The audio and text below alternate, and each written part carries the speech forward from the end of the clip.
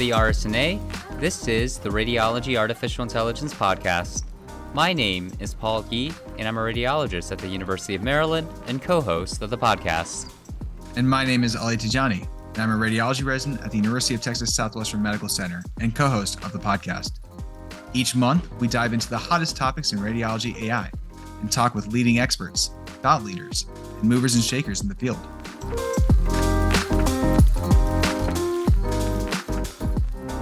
From the RSNA's Radiology Journal, I'm Dr. Linda Chu, and welcome to this special collaborative episode of the Radiology and Radiology Artificial Intelligence Journal podcast. Along with Dr. Paul Yi and Dr. Ali Tejani, the co-host of the Radiology AI podcast, I'm thrilled to bring you a special podcast on the topic of ChatGPT and radiology. And on behalf of the Radiology Artificial Intelligence Podcast, it's great to be here for the first ever collaboration with the Radiology Podcast. Definitely. We're seeing significant buzz from a growing array of use cases for ChatGPT, including within and beyond the field of medicine, and radiology is no exception. And we have the honor of speaking with several experts on this topic. We have Dr. Som Biswas, a second-year fellow in the Department of Pediatric Radiology at the University of Tennessee, Dr. Felipe Kitamura, Head of Applied Innovation and AI at DASA and Affiliated Professor of Neuroradiology at Universidad Federal de Sao Paulo, and Artie Shen, a PhD candidate at NYU's Center for Data Science. Welcome to our program. Thank you, Linda. Let's start with the basics. What is ChatGPT? And can you briefly describe large language models for our listeners? Yeah, sure. So ChatGPT is actually short for Conversational Generative Pre-trained Transformer. I know this is very techy and might sound boring, but it is at the end of the day, it is an AI-based conversational chatbot launched by the OpenAI last year. And for those listeners who are not familiar with chatbots, this kind of chatbot can be thought of as a virtual assistant similar to Siri or Alexa. But ChatGPT stands out as a next generation chatbot because it is able to understand and corresponds to more complex questions. So I will give a very simple example. So when asked this question, what is the meaning of life? So ChatGPT responded, the meaning of life is a question that has puzzled philosophers for centuries. And some argue that the purpose of life is to seek happiness and fulfillment, while others believe that it is to make a positive impact on the world.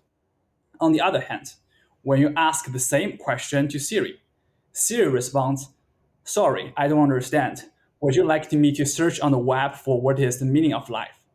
So in this example, we can see that a ChatGPT actually understands your question and provide a much more human-like response as if ChatGPT was a philosopher, as versus to Siri, on the other hand, can only provide a very robotic reply.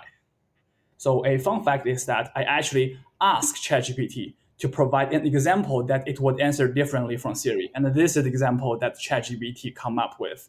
I mean, I personally like this answer very much. And then another very important concept of ChatGPT is the use of a large language model. So a large language model is another type of AI system that is also able to understand those human languages. But compared to chatbot, whose only mission is to carry on a conversation, a language model is more general purpose and can be used for many potential applications, such as translating the text from one language to the other, or summarizing a very long piece of text. And for this reason, those language models are often used as an important component in the downstream application, such as a chatbot. So an analogy would be the language model is actually a car, whereas the chatbot, like the ChatGPT, is the driver. So just as a good driver can navigate a powerful car on different type of roads, ChatGPT can also utilize its underlying language model, which is GPT 3.5, to answer various questions and generate answer in a proper style. And nowadays, because all the AI model grows very large in terms of a very large number of parameters and has been trained on very large amount of data, and this is why they are called large language models. Well, thank you. And ChatGPT has been widely popularized beyond radiology. Has it made its way to medicine?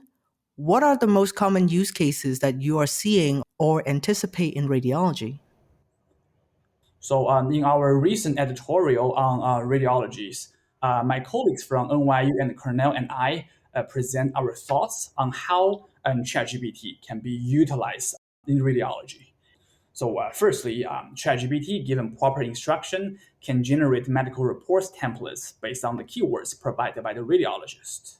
Additionally, it can also produce those patient-facing materials, such as the introduction to procedures like biopsies and the post-procedural care. And secondly, ChatGPT can provide concise summary of the patient's historical EHRs. So in routine practice, clinicians conduct time-consuming chart reviews by reading through patients' private encounters to identify those significant information. Instead, clinician can potentially utilize ChatGPT to summarize the patient's previous visit and ask specific questions such as whether there is any emergency department visit or abnormal lab test results. And lastly, ChatGPT can be used to simplify the pre-authorization workflow by drafting the letter to the insurance provider. And this capacity was actually demonstrated by a very popular TikTok post by a rheumatologist who used ChatGPT to compose a letter to a medical insurance company to justify why patients with seismic sclerosis should be approved for a echocardiogram. And the ChatGPT produced a complete letter that included an appropriate heading and formatting and provide a clear explanation of the examination. But unfortunately, this letter was supported by fabricated reference. And this is indeed one of the downside of ChatGPT. Just adding on to it, there's a paper that has come up that discusses how ChatGPT can be used for drug discovery, and then ChatGPT can be used, as already said, that it can be used as a chatbot in the customer care end of discussing things with patients. And regarding health insurance, I just want to add one more thing, is that not only it for giving letters to the health insurance, but also health insurance companies can use it to reduce their paperwork load. They can process the requisitions faster if they have an assistant going through their applications. And ChatGPT has been known to see trends, and if it can find out trends in the application, ChatGPT can potentially be used to find out red flags in the application and weed out fraud. That also is being discussed in some papers which are in print. Apart from, of course, in radiology and pathology, microbiology, it can be used to give out automated reports, which have to be, of course, verified by the human pathologist, microbiologist, or radiologist. Yeah, there have been a couple of papers which are being published regarding discharge summaries. There's one from Department of Neurosurgery, and one paper got published by Lancet recently regarding ChatGPT's use in discharge summaries. So that's definitely a use which is practical even now, because ChatGPT is very good in summarizing text and very fast. And since discharge summaries are just basically summarizing what has already been fed into the data system, like the history, what happened to the patient in the course in the ward. So that is the summary part can be quickly done by ChatGPT. Of course, at the end, it has to be verified and signed off by a human physician before it can be dispatched to the patient. So it seems like there's a lot of potential clinical applications. But what about for medical education? Do you think that there's a role for ChatGPT? Thanks for inviting me in this awesome podcast. I can think of some applications for radiology and medical education. And I guess the beauty of it is that these models are so powerful that I think people may come up with a lot of different use cases that we haven't anticipated. And one thing I can imagine is, at least for me, when I was a radiology resident, one of the difficult parts for me was that sometimes I see the imaging study of a patient. I can identify the findings, but I can't find where I can learn about that kind of finding, because we usually do classification of diseases in the books and in the papers, and it's difficult if you have the findings and you want to find out what are the differential diagnoses based on the findings. ChatGPT could help in that. Some people have used ChatGPT to answer the questions of board exams, and it does pretty well, even though it's not fine-tuned for that particular content. And I think this is something very impressive when we start fine-tuning ChatGPT for specific radiology or medical content. It might get even better than it does today. And that's something that I think is very impressive. And you can fine tune it for everything. I've done some tests myself.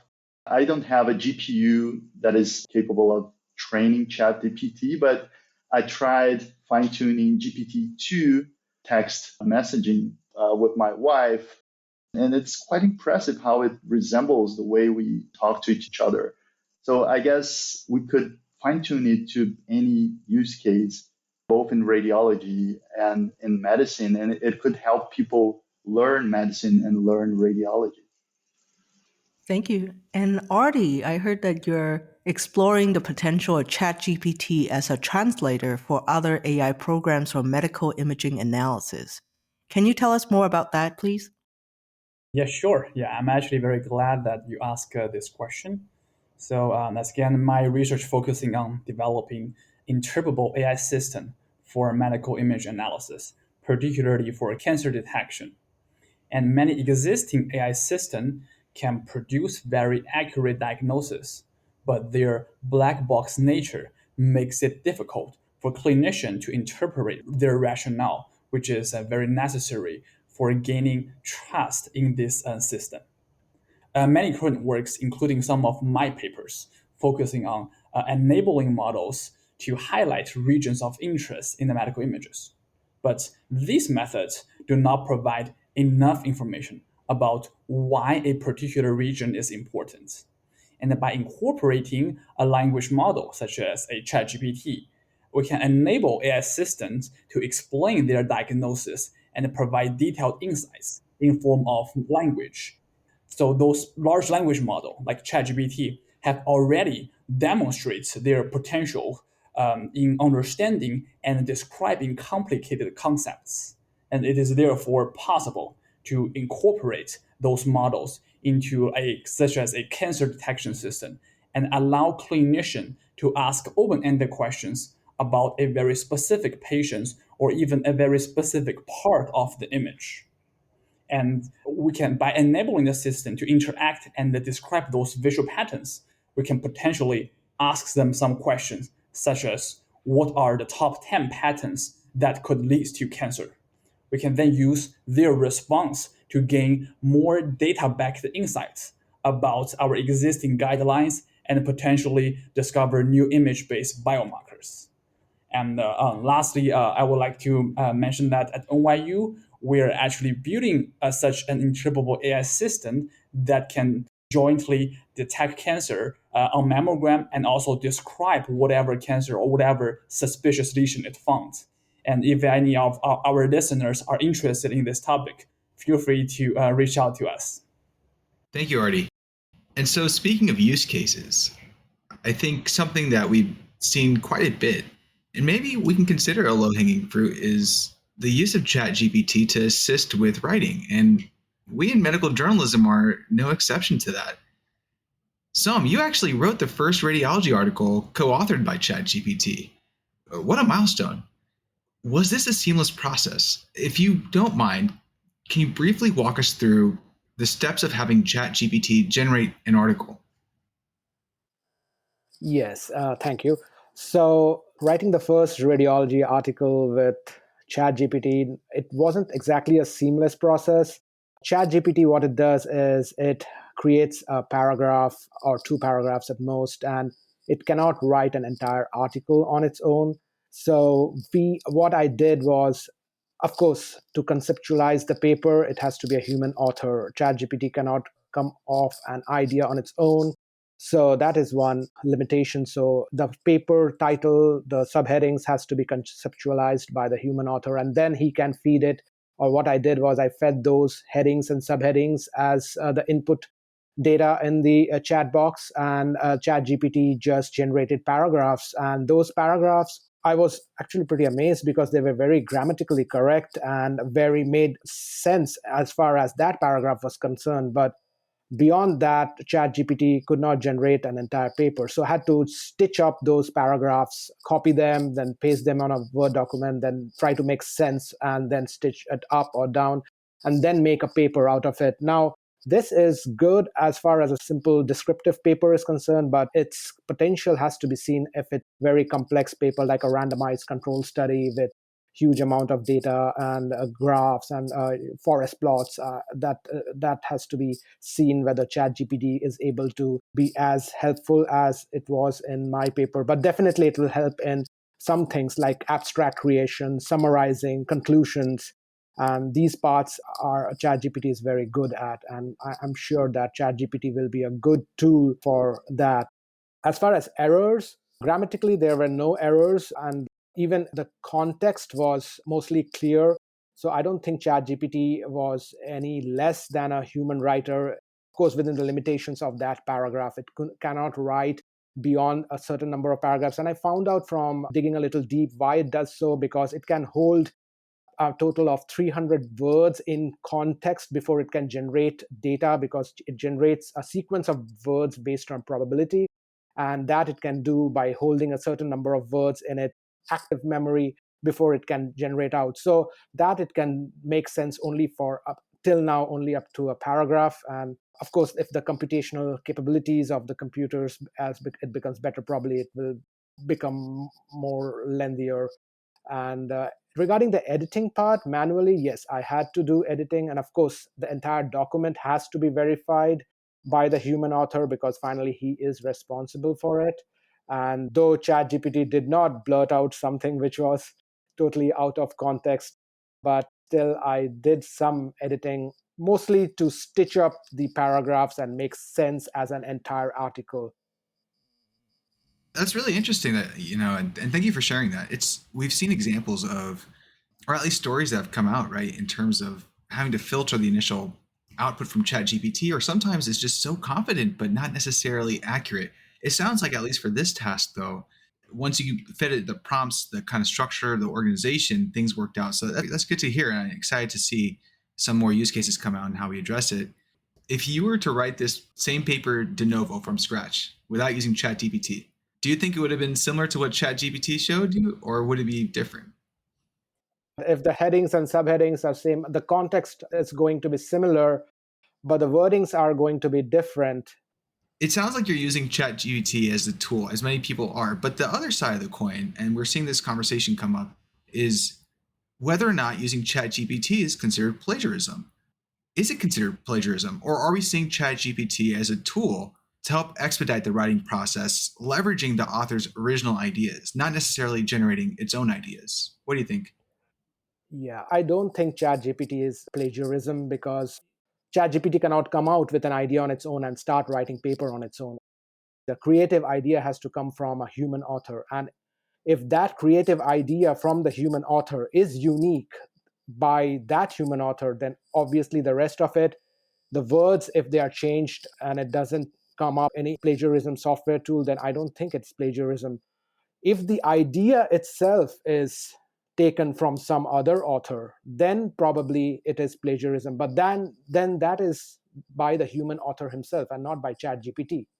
So we should always check it at the end. Of course, with more and more rendering, people using the same ChatGPT again, there's probably going to be a overlap of words. So people should use some plagiarism tools like Authenticate to verify. Right now, it's coming up 0% for most of the things ChatGPT is using. And so I think we should check before we send any paper to the journals that plagiarism is 0%. As far as the rules of plagiarism is concerned, it has changed anything. Yeah, I would like to add on what Sam's idea that ChatGPT, that both the language and idea should be used to check for plagiarism, not the language itself. So there is currently a tool called GPT-0 that is able to tell whether a piece of text that is generated by ChatGPT. So this is like there are some voice about trying to use this as a measurement to detect plagiarism. But one potential scenario here is that the author actually come up with the original idea, but maybe use ChatGPT as a language aid. And in this case, if we use another like AI model like GPT-0 here, then the model will say, okay, this is come up of ChatGPT and this should be viewed as plagiarism. But in this case, because the author actually comes up with original idea, my point is that maybe in this case, we should not directly view this case as a plagiarism.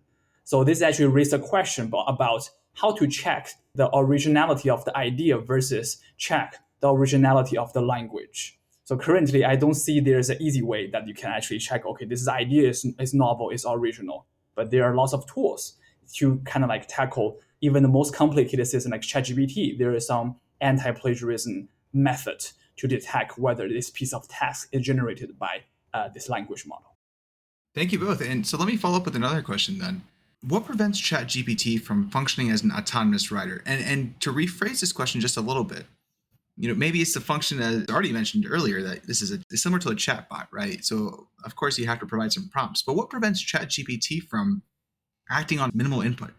So my take on this one is, I guess I agree with what my colleagues mentioned before in terms of the main limitation of ChatGPT.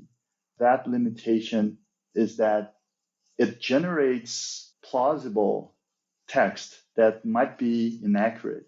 And I think that's the main risk of having ChatGPT output being used without human review. I'll just give you an example. If you are knowledgeable about a specific field and you ask ChatGPT to help you expedite the writing of some text, you're going to be able to tell if it's correct or not. And then you can correct it. And even if you corrected it, it helped you expedite the writing process. But if someone naively uses ChatGPT to write about a topic that that person is not knowledgeable about, then I guess we have an issue because that person might not be able to tell if the content is accurate or not. So I guess this is the main limitation that prevents us from using the output of ChatGPT without reviewing it properly. Thank you. And so when we talk about using ChatGPT to help us write, whether it's for medical journals or for anything else, should we include ChatGPT as an author? Or does ChatGPT deserve an acknowledgement? Where does ChatGPT go in that context? Well, I guess this is a very interesting question, and I'm not sure if there's a right answer for that one. And I'm also curious to hear about my colleagues, what they think about this one. My opinion is that it should not be listed as an author in a paper. And the main reason for that is because we have specific criteria to define who's an author and who's not. And among those criteria, we have one that is being responsible for what was written. And that is something that clearly ChatGPT is not capable of doing, at least for now, and I guess in the next few years. But regarding the acknowledgements, I have mixed feelings about it. I think we should only let the editors and reviewers know we used it as a tool, as any other writing tool that we have today to correct grammar or typos. But, I don't think it should be acknowledged. But I'm curious to hear what my colleagues think about this. ChatGPT gives us a first impression as if it's going to take over the world. That's not so. So once that dies down, I think it's going to be considered just as a tool and be used in everyday use, just like we use Grammarly. One of my professors said that when calculators came out, they were shocked by it because they could do all the additions and they thought that all the students are going to use it and people are going to forget how to add and subtract, and that it's the next thing which is going to take over the world and people are going to forget to do maths. And that's not true. So I think ChatGPT also is creating waves now, but eventually people are going to just adjust to it and just take it as a routine tool to be used for assisting us in writing faster, efficient, and more accurate. I like the analogy that you made with the calculator. And I was recently reading a book called The Radiology Report by Kurt Langlotz. And one thing he mentions there is, and the context there has nothing to do with ChatGPT, but I think the analogy holds here as well. And that context is we might not want students using calculators because we want them to learn how to do that. But after they learn that, I want engineers to use calculators and computers to create buildings and bridges. I don't want people doing the math on their own because there's a risk that they're going to incur in some error. So I guess there's an analogy here for ChatGPT. Students should still learn how to write properly, but when you're working, you could benefit from using these kinds of tools to expedite the writing process. And so, for considering this as a tool, for back to medical journalism, right? Should there be specific rules in the pages that dictate instructions for authors pertaining to the use of ChatGPT? Are there guidelines that we should institute from a medical journalism standpoint to help authors understand what is acceptable and what's not acceptable? Yeah, and I think editors might decide differently. We're already seeing that happening. Science has decided they don't want people to use ChatGPT to write the articles. And please correct me if I'm saying something wrong here. Nature says they don't want people to list ChatGPT as an author. I understand the rationale behind that. I think there's a legitimate reason why they don't want that. But I also think it's difficult to enforce that people don't use it. Artie mentioned there's this tool that is able to tell if a text was written by ChatGPT or not. I'm not sure how accurate this binary classifier is. But the other point is, I think we're going to see a huge amount of large language models that are not ChatGPT, from other companies. And, I think it's going to be difficult to enforce that someone has not used one of them. And maybe the core question here is if people are making a legitimate use out of it. Like my colleagues already mentioned here, even before ChatGPT, anyone could try to fabricate results and try to write a fake paper and submit it. And it's very hard to tell that it's not a true paper. I know that ChatGPT makes it easier for those people to fabricate new papers, but the issue is not ChatGPT. It's actually if people have legitimate intentions or not. And considering most researchers are doing the right thing, I think these tools help the legitimate researchers. I just want to add one thing. Yesterday, I was just going through the instruction for authors in an artificial intelligence journal, and it had added a clear paragraph saying, use of AI or AI assisted tools. If you are using it, kindly acknowledge. So if an artificial intelligence journal, and it was a very highly ranked artificial intelligence journal, and they are ready to adopt it. So I think journals can have a paragraph saying, if you are using AI or AI assisted tools, kindly acknowledge in the article. And I think that should be then fine for as long as the entire thing is verified and is an original idea. Yeah, so I think that's a nice segue into moving into the last part of our podcast today, thinking about the here and now and the future of ChatGPT. So the formal question here might be, are there formal policies governing the use of ChatGPT? For example, college professors are starting to include guidelines on the use of ChatGPT for assignments in their syllabi. As you've mentioned, Som, at least one AI journal has given some guidelines about giving acknowledgement to ChatGPT. So I'm curious, since we have a multidisciplinary group here, Som and Felipe from the radiology side, Artie from the data science and computer science world, what have you guys seen? Are there any formal policies in addition to what Som has mentioned? I'm curious, Artie, from your end, from any of the maybe more technical journals, And Felipe, you're an MD PhD. I'm sure you've seen some interesting things too. I don't exactly see how those technical journals they enforce whether they should acknowledge the use of ChatGPT or not prohibit like using ChatGPT. But I would like to raise an interesting point beyond like journalism because ChatGPT is able to actually to write program. So in the education system, where there is the people are actually using ChatGPT not only to kind of like write human-facing articles, but also sometimes program. And there is a active initiative within NYU Computer Science Department to actively detect those programs that has style that is written by ChatGPT. Because obviously, as similar to writing language, human language, like when writing program, they also follow certain styles. And this is something that very difficult, maybe very difficult to tell by human eye, but machine can kind of like find it.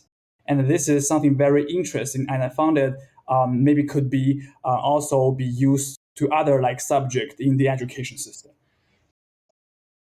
I think when a new technology arrives, it's difficult to prohibit its use.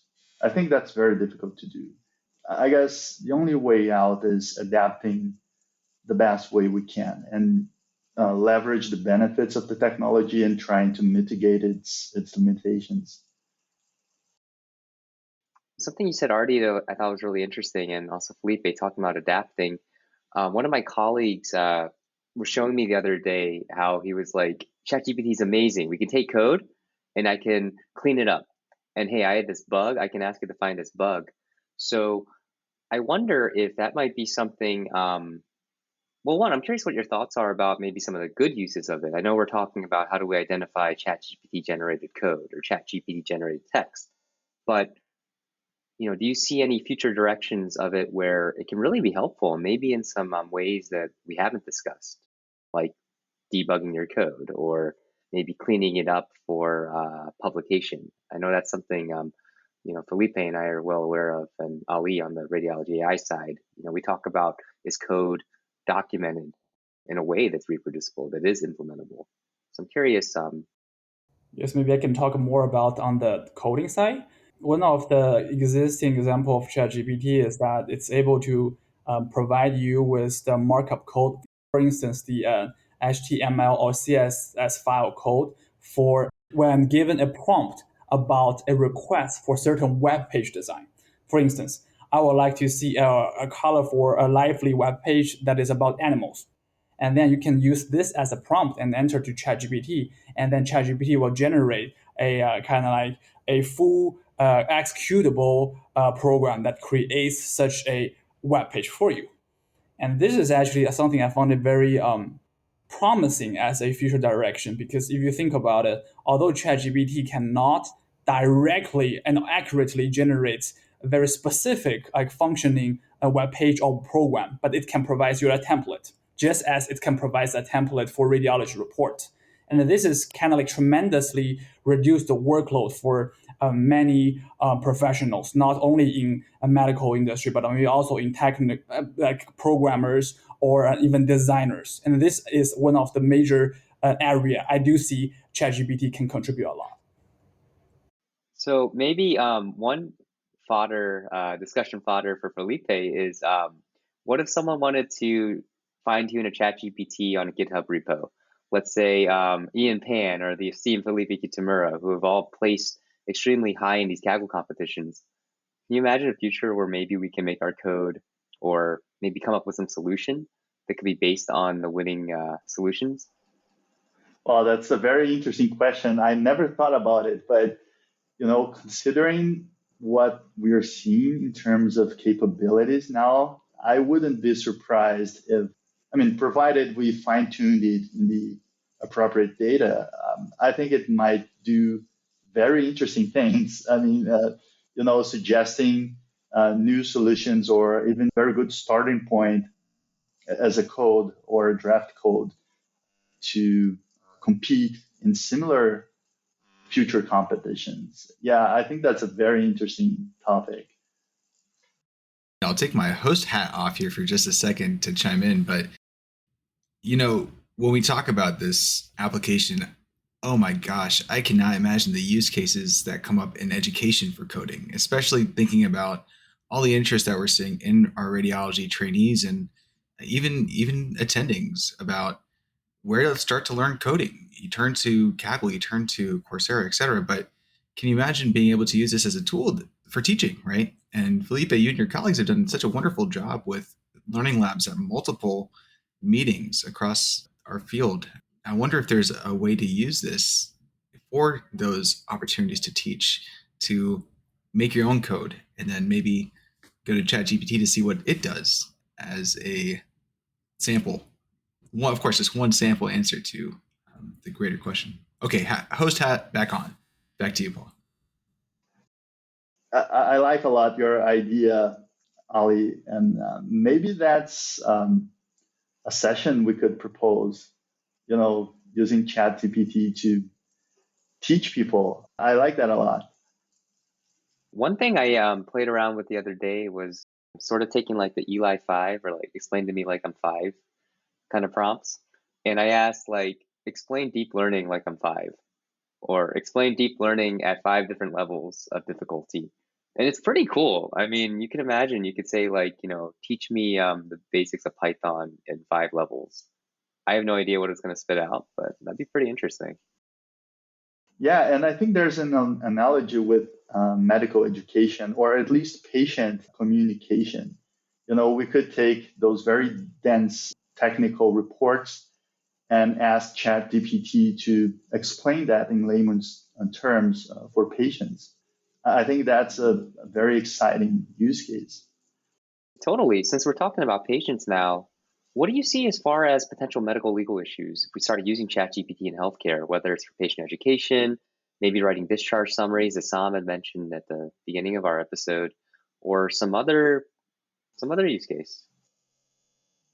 I wish people didn't use it in the wrong way, but I think we might eventually have someone naively using ChatGPT to write about some topic they are not totally aware of. And, if the wrong information gets to the patient from the mouth of a healthcare professional, I think there's real potential for harm for patients. So I guess, we can use ChatGPT to help expedite the writing process, or even to help us write scripts. You can even ask it to write formal text for more formal communication. But in the end of the day, I think we need healthcare professionals to appropriately vet the content before it reaches patients. Otherwise, I think we might have some medical legal issues. And another subtle thing is some patients have that long history in the EHR. It's difficult to pick the right information. We could use ChatGPT to summarize the entire patient history from years, but are we confident that it selected the right information? We might be seeing only a subset of the diseases or complications or the history, and it might have a harmful impact depending on which kind of information it chooses to put in the summary. Yeah, definitely. I think that's super interesting. One of the things you mentioned was summarizing histories. Since we're talking about future directions, and we are 2 radiology journals, do you see any research kind of applications here? One thing that came to mind was I wonder if we can improve on current natural language processing label extractors. We know that these tools, although they're good, there's a lot of error in that have been documented for these for chest X-ray reports, let's say. And I'm just spitballing here, but I'm curious what you guys think as people representing the spectrum from MD to PhD. Yeah, I have the impression we're going to see a lot of different use cases being published in radiology journals. And I can't mention it, but exactly the use case. But I just received a request to review a paper on this topic, and I think we're going to see a lot more papers trying different use cases. Yeah, regarding this application of the label extraction, So there's one project that I'm currently leading with many master students is trying to automatically extract cancer subtype, cancer grade from pathology reports. So specific for breast cancer, like people will mention, okay, this is like a ductal carcinoma into moderately differentiated, and then there's like biomarkers. So those information, they are kind of like in a so first of all, they're structured information, but they're presented in an unstructured way, which is natural language. So we're designing a bird-based model trying to extract them. But what I found out surprisingly is that ChatGPT, not being explicitly trained on this task, is able to do it on its own. So basically, when we give those pathology relevant part of the pathology report, of course, they identify and to the ChatGPT, and we ask the ChatGPT to extract all the cancer subtype with their grade, with their kind of like locations within the breast to us. It is able to do this without any training. We actually can able to extract those information and let it output in a JSON format, which is very clean, and it's like a format that a program can directly utilize. So this is something I found out very surprising. Like without any training, it's able to do something that is very professional at this level. Yeah, I think that's fascinating. You could probably use ChatGPT to convert the JSON into other types of file formats too. So as we're entering into the last few minutes of our podcast, since we're looking ahead, what are you all excited about most in the next 5 to 10 years, whether it's related to ChatGPT or AI or radiology, since we all come from different sides of the table? Maybe we can start with you, Som. Yeah, as far as radiology is concerned, I think it's going to be big because we are very much writing reports is a very important part of our daily job. And as more and with an acute shortage of radiologists nationwide, and also because of increased requisitions from physicians, especially after the COVID pandemic, that we are seeing more and more radiology imaging requisitions, and the number of radiologists haven't grown. So in that part, if we can if ChatGPT can help us write radiology reports, of course, it has to be verified and before we can sign it off.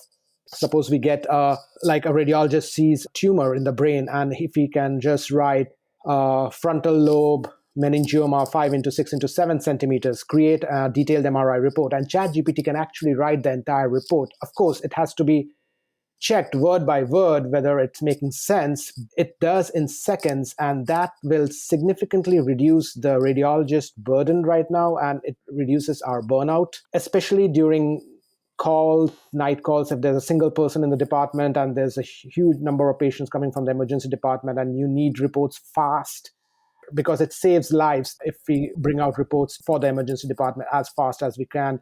So if ChatGPT can help us make the report once we have made the diagnosis, then I think it's going to be really groundbreaking, because that's going to not only improve the patient care, but also reduce the burnout the radiologists face nowadays. That is going to be even bigger than research in radiology or teaching residents in radiology using ChatGPT.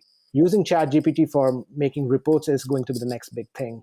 And if we can curate the data set on which it is trained, like we can have a medical version of ChatGPT where it has data which is not biased and which has been checked prior, so that it doesn't get stuff from the internet which makes it biased or wrong, then I think we can get a very accurate report, even more than now.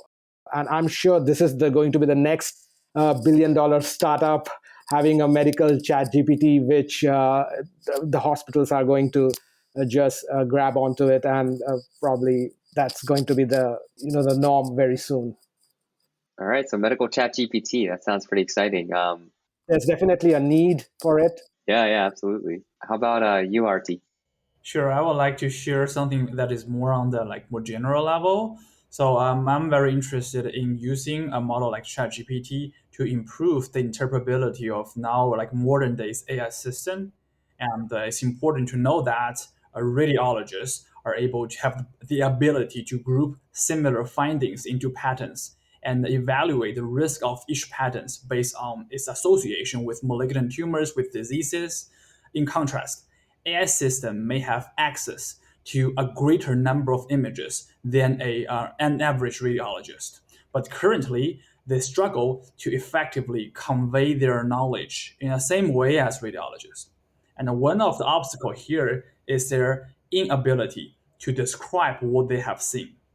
So we are in the AI literature, we are able to build up like knowledge representation, such as knowledge graph from text. But it's very difficult to do this from just like by looking at the visual appearance of medical images. And by converting those image patterns into precise text, or you describe them using technical language, we might be able to automatically create some like knowledge structure, like a knowledge graph that could represent our knowledge about existing diseases. As if there's some update we can propose on our existing guideline.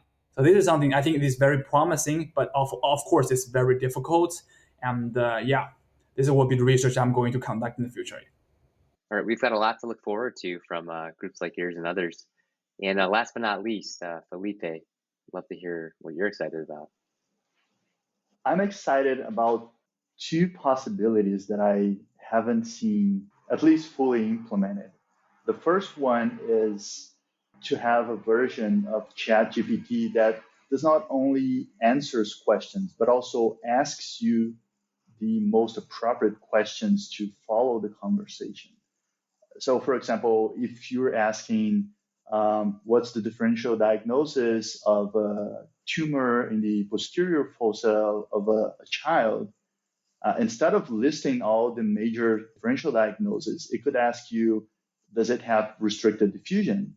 And then you say yes, and then it says there's a higher chance it's a medulloblastoma, for example. And then there's this ongoing conversation, and the questions are appropriate questions. I'm very excited to see the development of these tools in that way. And the second thing, and this second thing might be a little spooky, but we all have professors we admire in radiology. Imagine if we could fine-tune one of these models with all the conversations and lectures and clinical discussions from this professor. We could have a tool that could give us the opinion of that professional forever. It's like picking their brains, at least part of it, the technical part of it. And being able to share that with other people. I'm very excited about doing something like that. It's like downloading the brain. Yes. Or doc in the box. At least partially, yeah. All right. Well, thank you all for joining us here on this joint podcast between radiology and radiology AI. It's been a pleasure hearing your insights and expertise about ChatGPT, about radiology, AI, and what we have to look forward ahead. So just thanks again to all three of you. Thank you, Paul. Thank you. For our listeners, you can check out all of these articles in the journal Radiology. And don't forget to subscribe to both the Radiology and Radiology AI podcast. And until next time, take care. And again, thank you, special thank you to our guests. We hope that you've enjoyed this episode of the Radiology Artificial Intelligence Podcast. Shout out to Uriai Shemchisen for our podcast music and to the RSNA podcast staff. Email us at podcasts@rsna.org anytime with questions, feedback, or suggestions.